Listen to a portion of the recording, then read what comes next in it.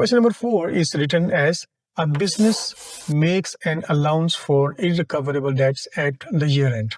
Below it is written which accounting concepts have been applied. Below, different accounting concepts are given. We have to identify which accounting concepts are actually applied for the allowance for irrecoverable debts. Number 1, matching or accruals.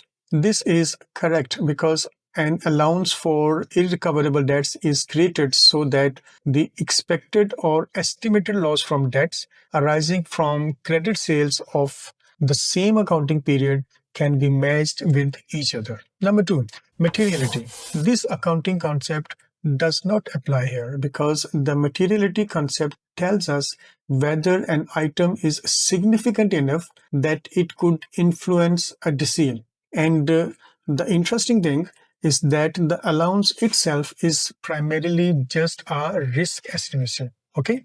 Number 3, prudence. This accounting concept applies because this concept says that potential losses, irrecoverable debts, should be recognized even if the exact amount is not known. This is done only so that assets and profits are not overstated.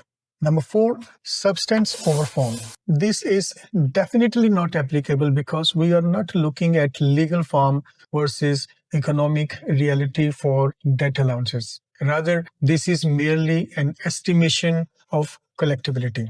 So, number 1 and number 3 are the correct accounting concepts that apply here, and both of these are written in option B. So, the correct option is option B.